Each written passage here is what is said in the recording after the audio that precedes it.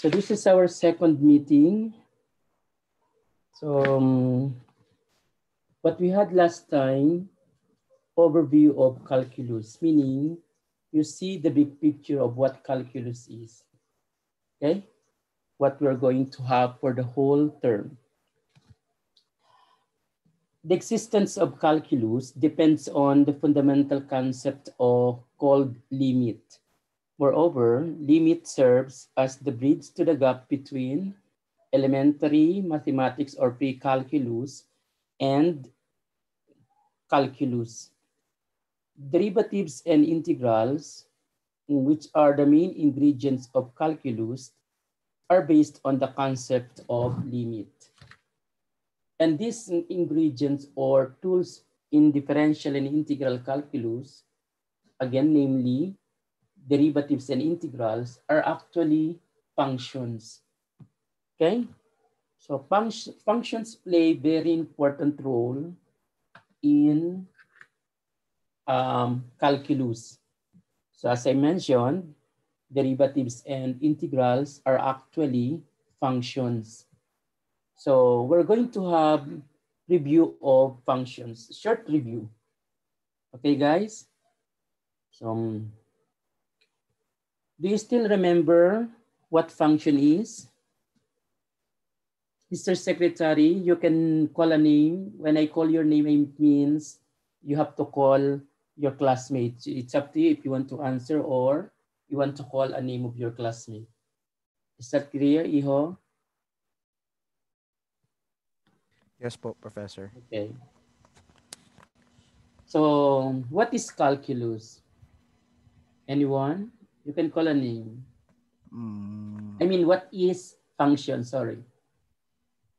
Function. Okay po. I'm going to call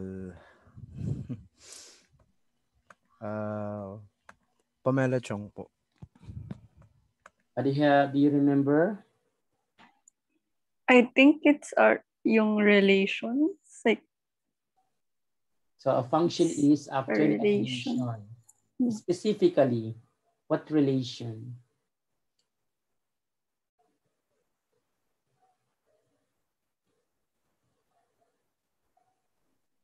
I'm not sure. Function is a relation such that no two distinct ordered pairs have the same first component. Okay? And when you say relation, it means set of ordered pairs. And the condition for that relation or for that set of ordered pairs to be function, so no two distinct ordered pairs have what? Have the same first component. You can also define function as what? So I have here on the screen. To be able to define function, we need two sets. Let's say we have sets A and B, and we assume that this A and B are non-empty, and they are subsets of the set of real numbers in our case, because in calculus, the function that we're going to deal with, we're going to make use of real numbers, okay?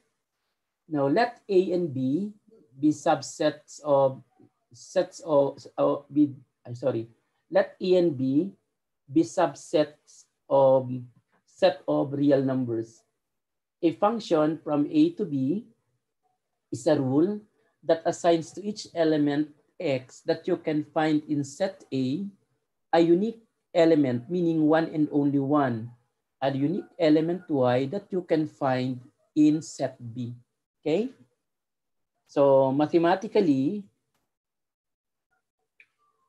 we write F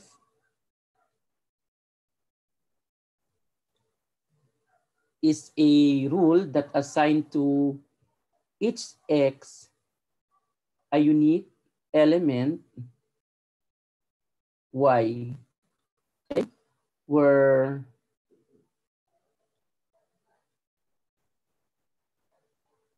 X is an element of A And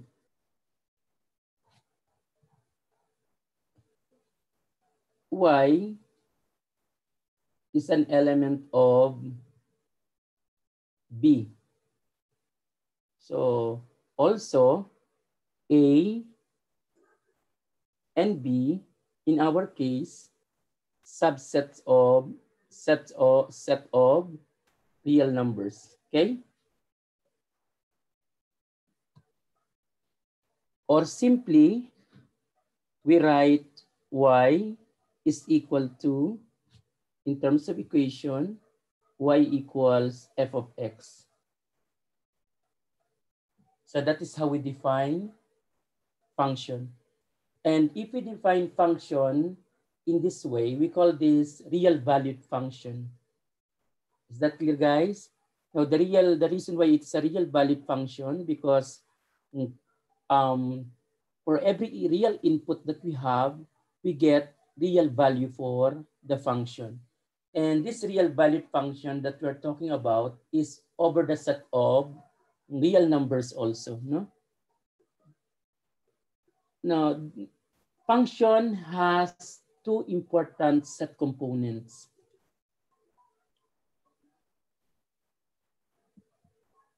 So what are these set components of a function?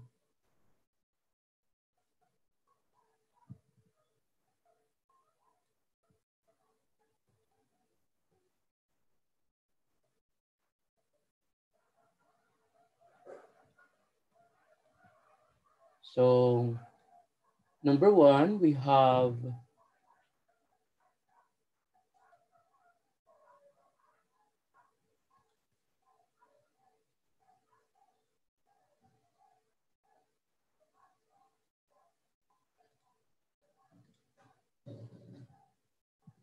domain. And then the second one, range. Okay?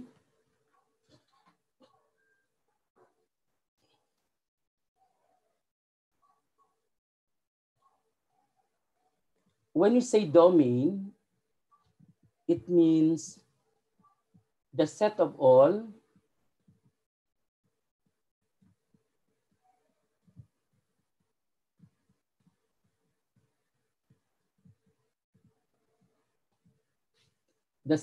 values that the independent variable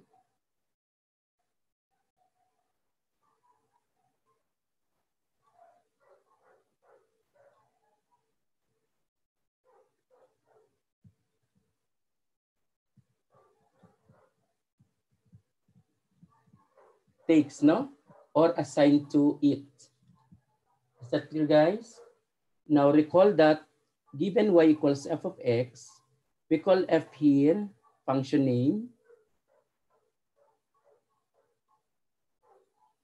What about x? Independent variable. But of course, you can change letter, no? It doesn't mean that it is always f. You can name a function by any other letter. And also, for independent variable, you can have any letter. And then y here is the dependent variable.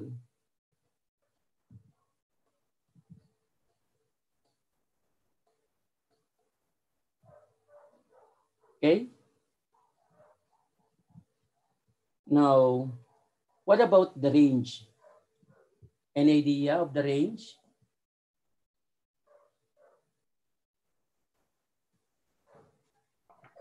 It is the set of all Dependent variables. resulting values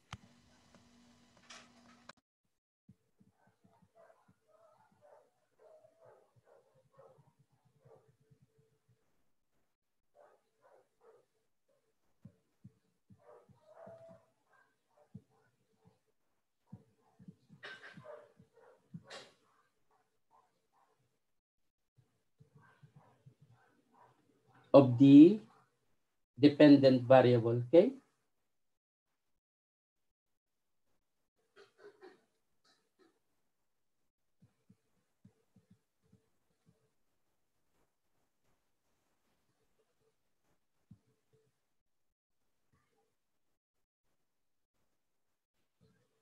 In this definition of function,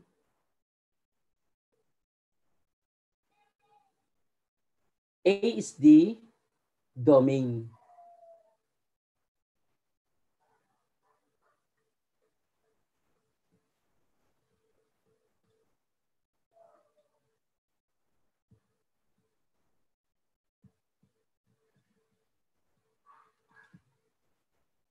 So we call A this set.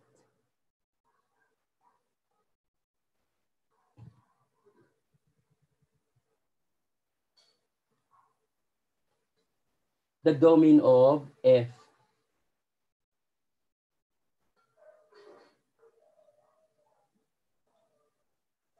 Set B, the codomain.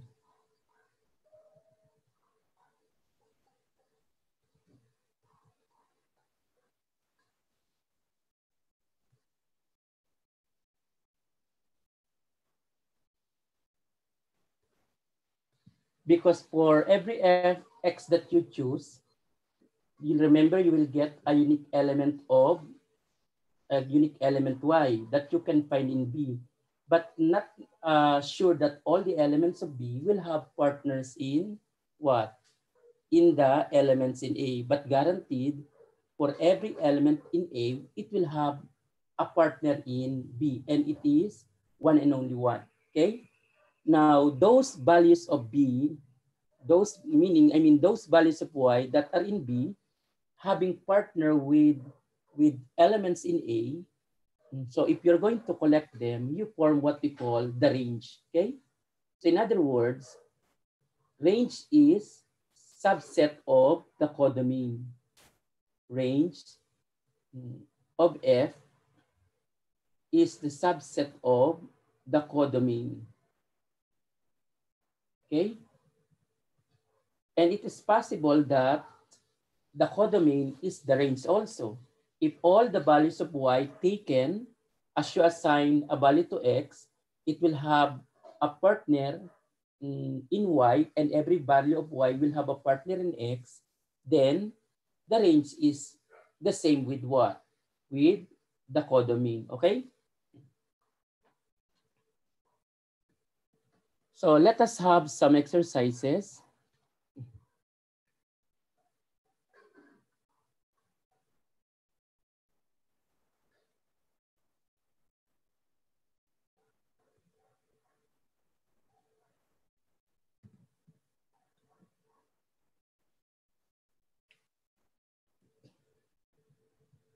Okay, number 1.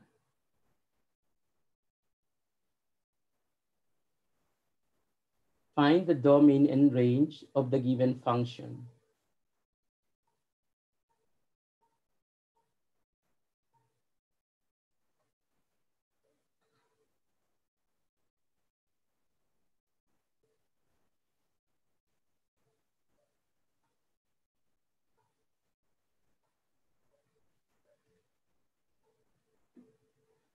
Letter E.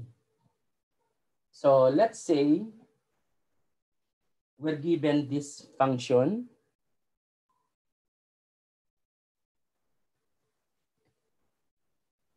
F of X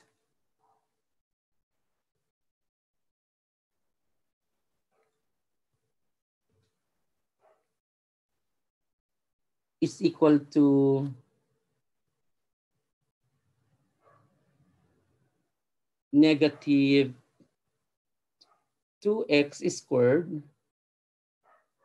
plus 12x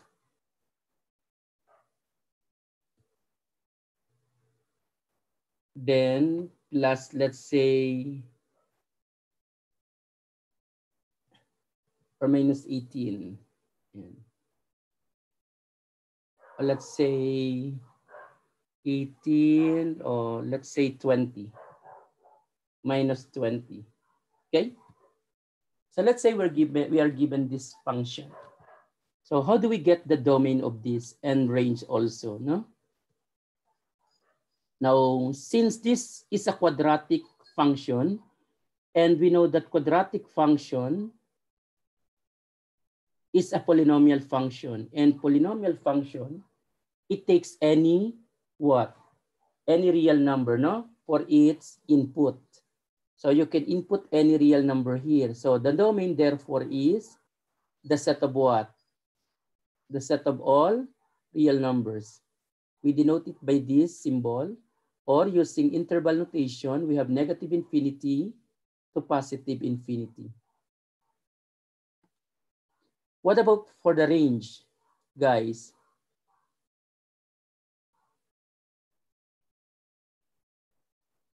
How do we get the range of f? Now, to get the range of f, let's try to express this in terms of its standard form. No? So we write f of x is equal to negative, you factor out -2. So what we are trying to do is to have the vertex. Because once we know the vertex, we will know, since this is quadratic, we will know its minimum or maximum. Since the coefficient of x squared, the quadratic term, is -2, negative, so it means this quadratic function has a graph, and you know that the graph is a parabola, right? Of a quadratic function, the graph is a parabola. It opens what? It opens downward. So it means it has maximum, no? So we need to find that maximum value of y.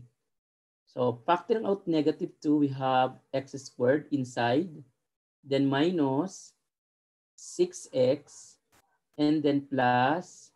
So for this to be perfect square, we need to have 9, no? Okay, guys? 9. So, but I want it to be -20. So for this to be -20, this is already the -2x squared, positive 12x, -18. So how much more, guys? To be -20? -2. -2. So, and this is now equal to -2. Then we have x minus 3 quantity squared -2. If you want, you can apply also your analytic technique, no? You can, in analytic geometry, if you treat this as a parabola, you can have it reduced to standard form. Sa analytic geometry, iba yung standard form, no? So you have, let's say, y minus x minus h quantity squared, and that is equal to either plus or minus 4a, then y minus k. Okay? So here, what's the vertex, guys? So positive 3 and then -2. So it means this is what? Because this is a parabola that opens downward, it means this is maximum point, no? Okay, guys? Since this is maximum point, it means the range will start from where? Will start from -2 and it goes down without end now, no? This point is 3, -2. Hence, we say that the range is from -infinity to -2. Okay, guys? Am I correct, guys? Yes. Yes, sir. Okay, letter B. So let's say my function is g, and g of x is defined by square root of 25 minus x squared. So here, the domain is what? What's the domain of G? Guys? Actually, this is what?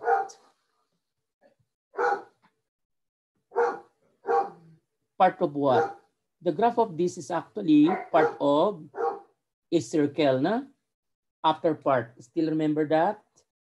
So this is equal to, let's say, this is y equals square root of 25 minus x squared. The complete circle is actually x squared plus y squared equals 25, but we want only the upper part.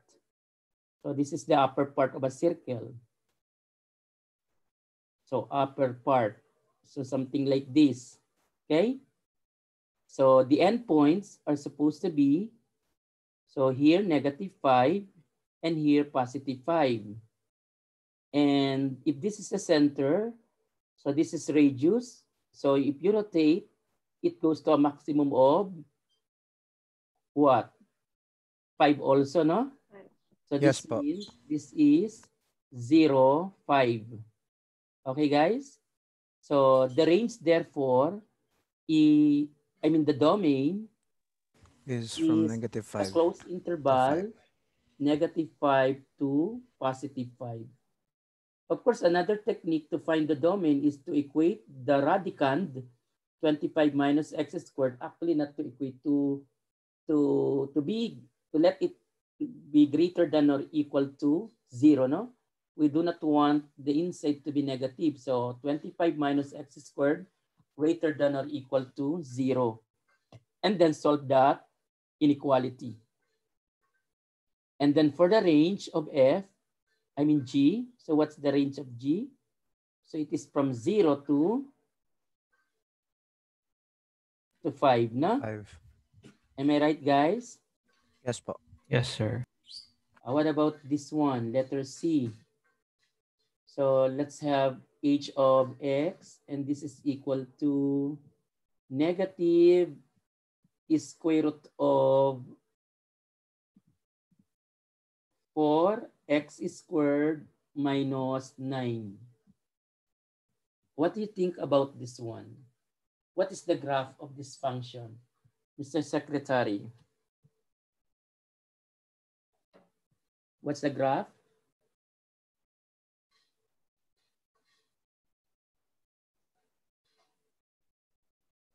Guys, what's the graph?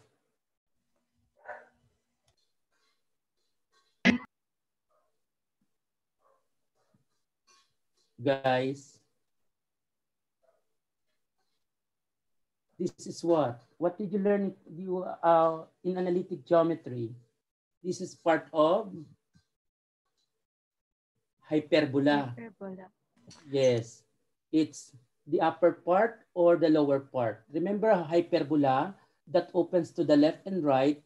So actually, that hyperbola does not define a function. No? To be function, either you consider the upper part or the lower part only. But if you have a hyperbola that opens upward and downward, so you have to consider the right part or the left part. Okay? So from the transverse axis. So transverse axis is the line of symmetry. So you get the either part to the right of that or to the left of that to be function. Now this one is part of a hyperbola that opens to the left and right. Okay? But since negative, it is the lower part. So it looks like this, no? I'm not going to draw the actual one, but just the approximate one, no? How it looks like. So something like this. Am I correct, guys? Yeah. Yes, po, sir. So if you continue that, of course, there is part that goes here and then goes to the left. So I am interested only to this part. So there are numbers that not part of the of this hyperbola, no, or this branch. So here, so no values here. So it means this point is what, guys? Anong point kaya ito, guys? This is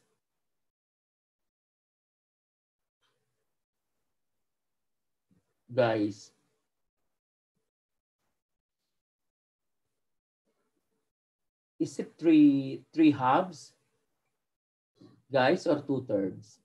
And then the other one is -3 halves.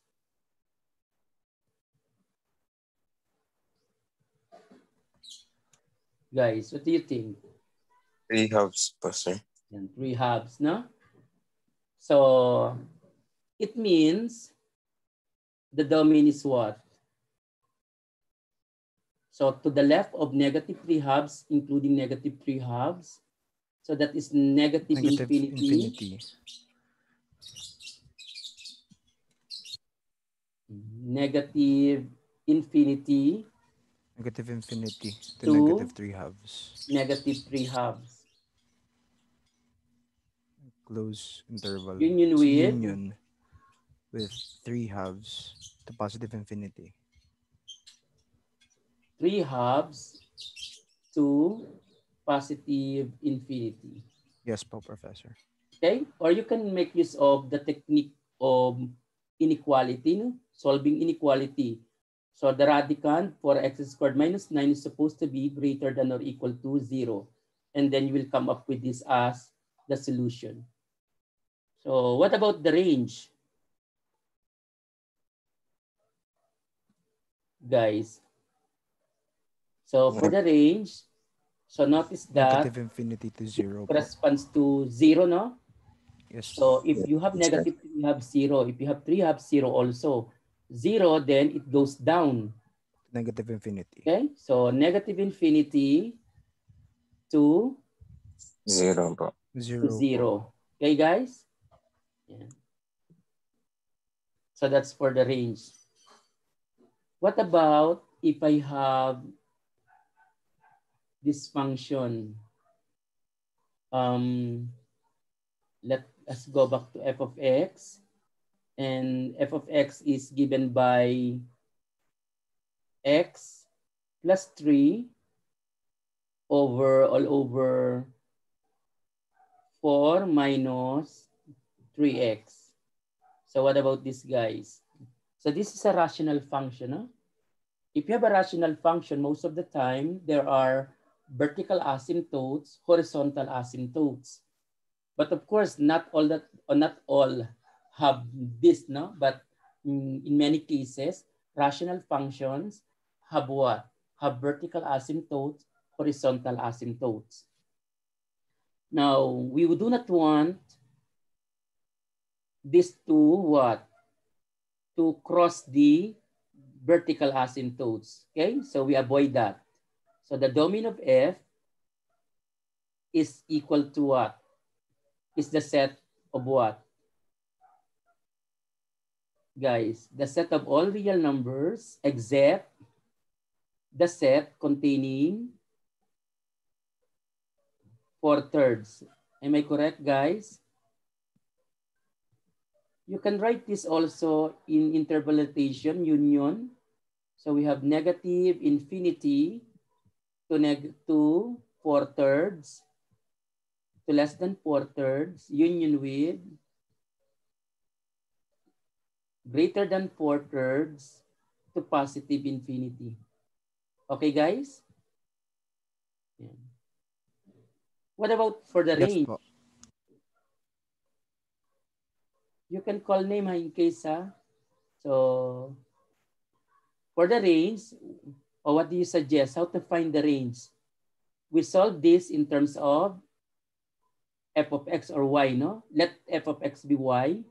So we have y is equal to x plus 3 all over 4 minus 3x. Okay? And then solving for x, we have to multiply each side by 4 minus 3x, getting 4y minus 3xy. And then that is equal to x plus 3. So let's transpose 3xy on the right side. So 4y here, and then this 3, this 3 does not contain x. Let's transpose that on the left side, getting negative 3. And here I have x, then plus 3xy. Factoring out x, so we have 1 plus 3y. Am I correct, guys? And this is 4y minus 3. Check my computation. So x now therefore is given by 4y minus 3 all over 1 plus 3y. 1 plus 3y or 3y plus 1. No? So we do not want here y equals what? Negative Negative 1/3. 1/3. Yes po. Equate to 0. So you have negative 1/3 and we do not want that. Actually, you have to check if that value of y that is making the denominator 0 is not really what? In the range, no?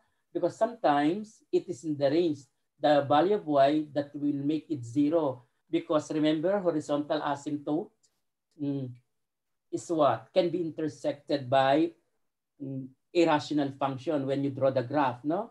So possible.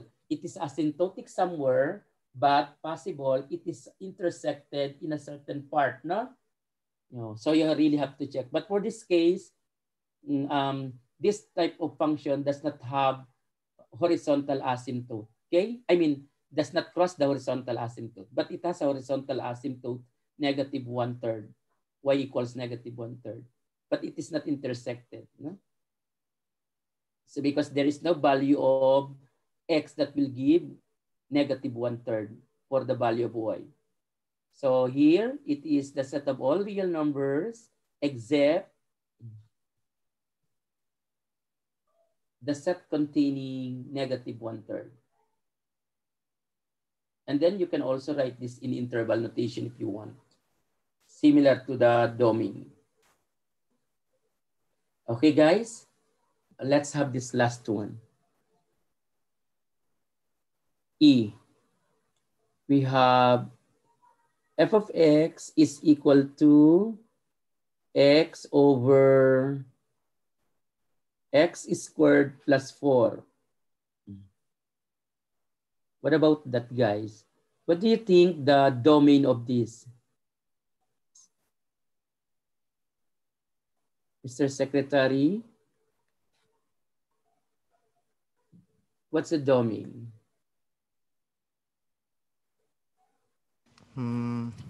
Negative infinity to positive infinity. Very good. So that is the set of all real numbers now? Yes po. What about the range? How to get the range? So the technique is to solve for x, okay? Okay po. Let's solve for for x.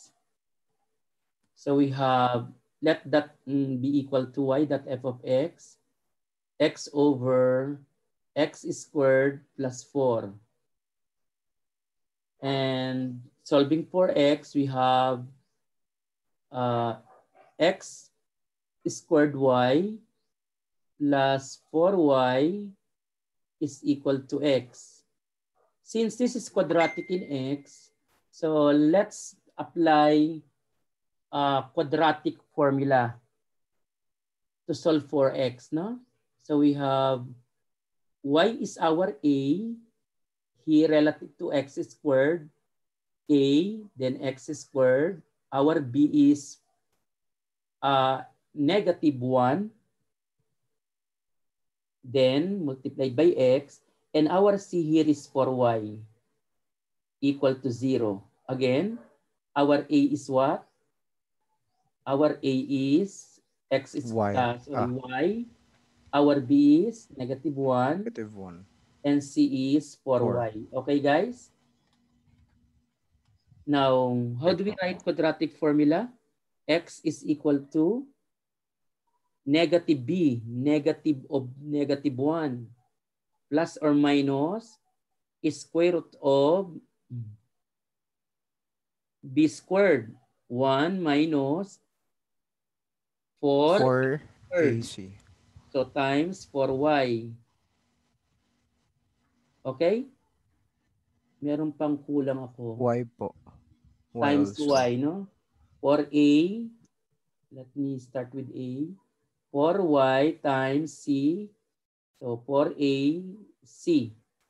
Okay? All over 2a. 2 times y. Am I correct, guys? 2a. Okay? So let's simplify this. 1 plus or minus square root of 1 minus 16 y squared all over 2y. So for the horizontal asymptote, ano yung horizontal asymptote, guys? What is the horizontal asymptote? For what value of y, it will make the denominator 0.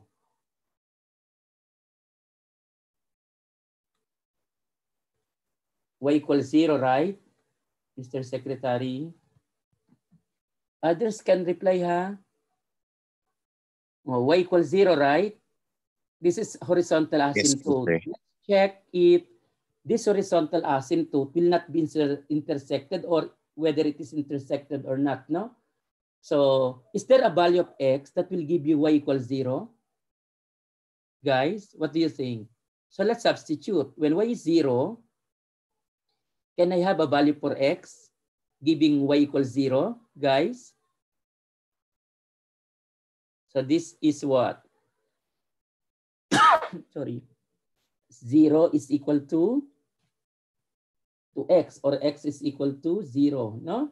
When x is 0, 0 over 0 plus 4, so we have 0. So meaning it is equal to y, which is 0. So there is a value of x giving y equals 0. So we're going to accept y as part of the range. Is that clear, guys? Yes po, sir. So Yes po. this is intersected. In other words, the horizontal asymptote is intersected. What about the other restriction? So we want the radicand to be greater than or equal to 0. We want our 1 minus 16 y squared to be greater than or equal to 0. So let's multiply each side by negative 1. So getting 16y squared minus 1 greater than or equal to 0. Let's solve for the critical numbers. Critical numbers, to solve for this, we try to factor this, 4y plus 1, 4y minus 1, greater than or equal to 0. Critical numbers are the zeros of the left side. Ano yung zeros ng left side?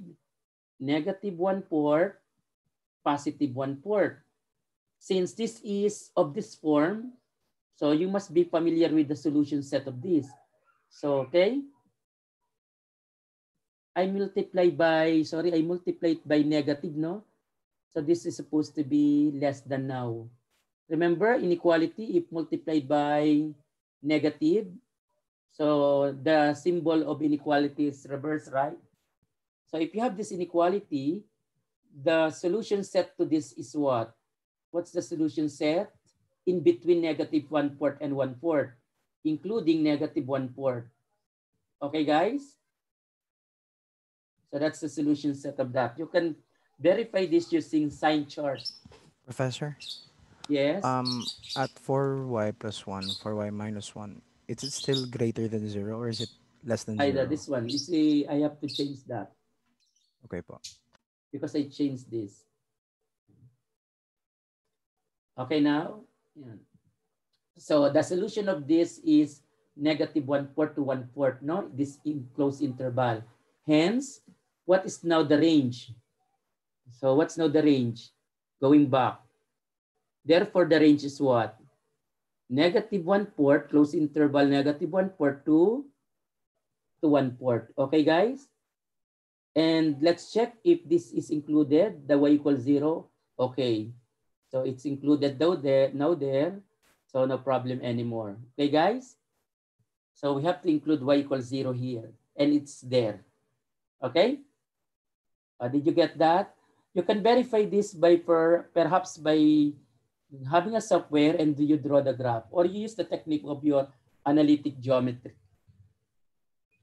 Di ba you have your graph ng rational function in your analytic geometry also? Na? Okay? So let's have another one. Number 2. So express express y is equal to absolute value of x minus 1 minus 3 as a piecewise defined function.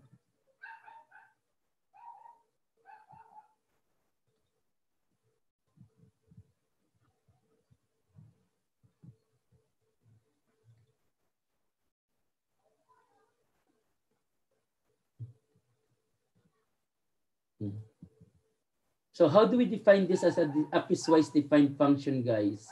So meaning without absolute value symbol.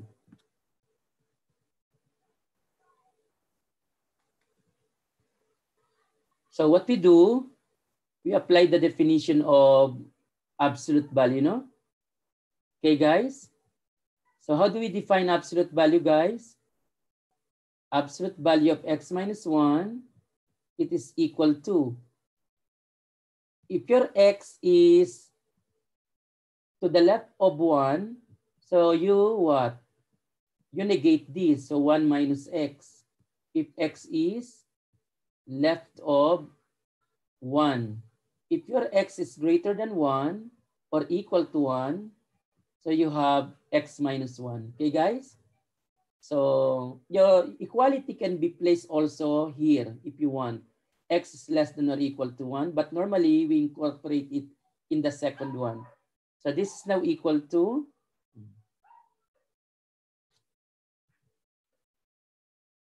(1 minus x plus -3, so getting -2 minus x. That is if x is less than 1. And it is x minus 1 minus 3, so minus 4. If x is to the right of 1, no? Okay, or equal to 1. So that's it. So this is already that function in terms of piecewise defined function. Did you get that, guys? Yes po, sir. Okay. So if you're asked of the domain, what's the domain? If you're asked of the domain and the range.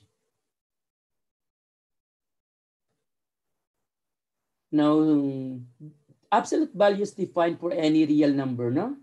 So it's the set of all real numbers, the domain. What about the range?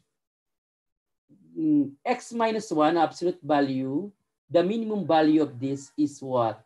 Because absolute value is always positive or 0. So the minimum value of this absolute value is what? 0 plus -3. So it means the minimum value is, it's either minimum or maximum, no? So let's see, is it minimum or maximum? The plus 0 plus -3, so -3. And this now increases, so -3 will increase, no? So the minimum is -3. That is when this absolute value is 0. And then it goes upward, no? Meaning the value gets bigger and bigger. Because this gets bigger, added to -3, so the value of y now gets bigger also. Am I right, guys? So it is positive infinity, okay? So that's the range.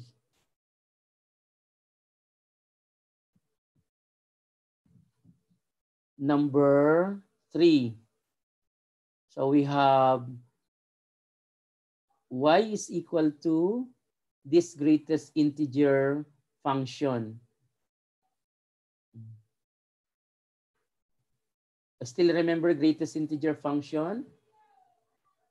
Guys, how do we define again greatest integer function? The greatest integer function of x, or we call that floor function, is defined as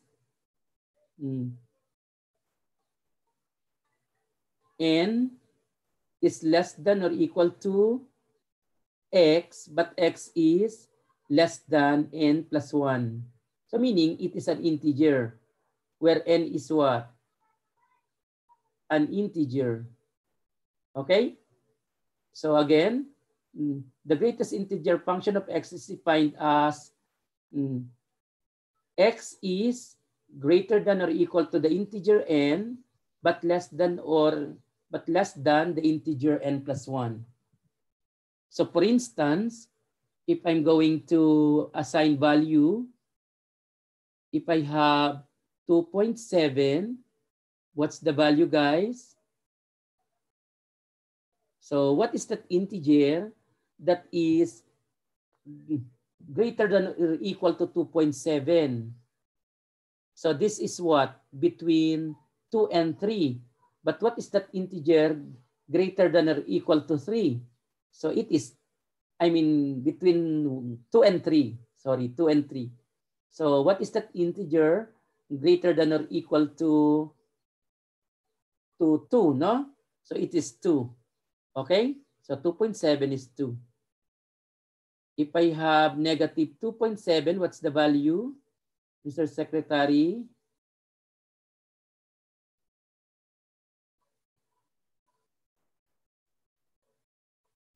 Negative 3. Okay, guys? Okay, guys. If I have negative 3, where is negative 2? Negative 2 is somewhere here.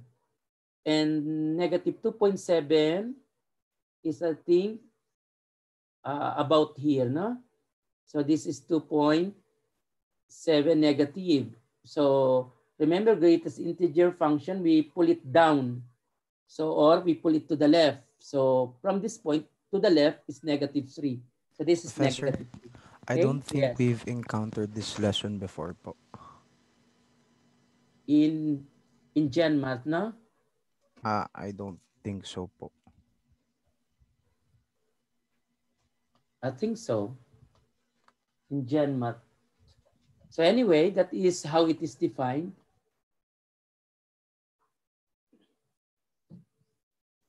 So this greatest integer function is, I think we had this when we dealt with the special function, absolute value, greatest integer function. Anyway, that is how it is defined. Okay, you pull it down so that it becomes an integer. For every input, the output is an integer. So if you talk of the domain of this, you can input any real number. So the domain is a set of only real numbers. What about for the range? Ang output niya laging integers. So set of integers. The range, okay? Very important in modeling, for instance, fee sa parking fee, di ba normally pag parking fee, nira-round yan, round to the whole value. Yan, yung mga postal fee, I think, yung sa postal, yung sa mga weight, meron yung nira-round, either round down or round up.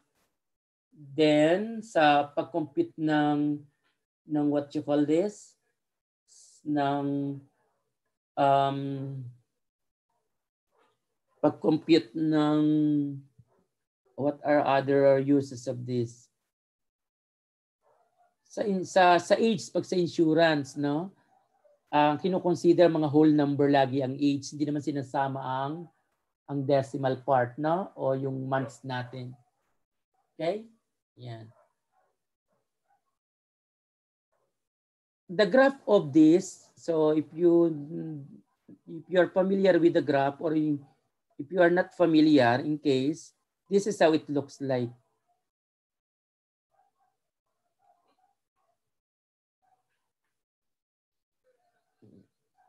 Okay.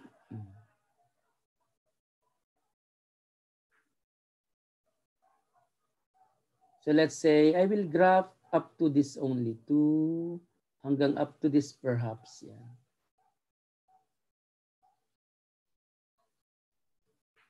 Yeah.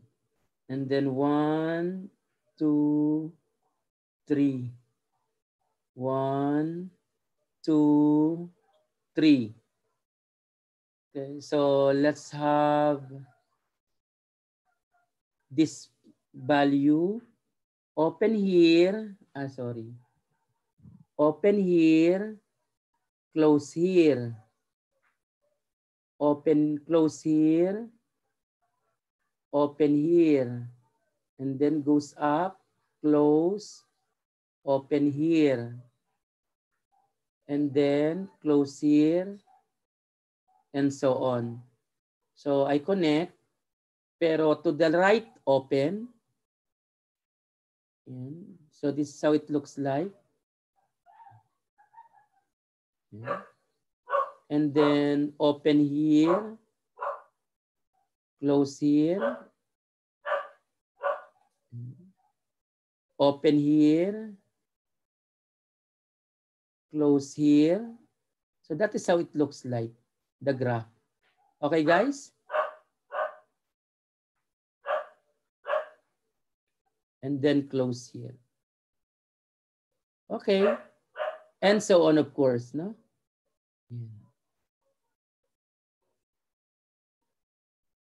And so on. Okay? If you want to define it in piecewise form or split form, the greatest integer function of x is actually a collection of these horizontal line segments, no? Kaya lang, merong open sa,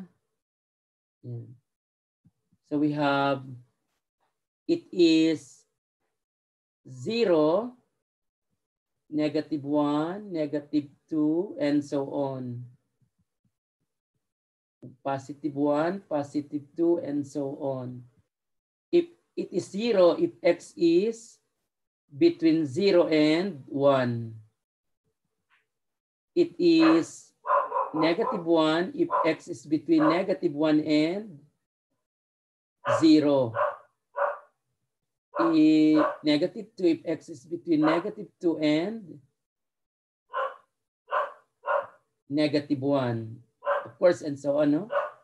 And it is equal to 1 if x is between 1 and 0. What's that, 2? And then if x is between 2 and 3, you have -2. The equality is on the left side, okay? So, okay guys, so every value that you assign between 2 and 3, including 2, it is always 2. But once it reaches 3, it is now +3. Is that clear, guys? Guys, okay now?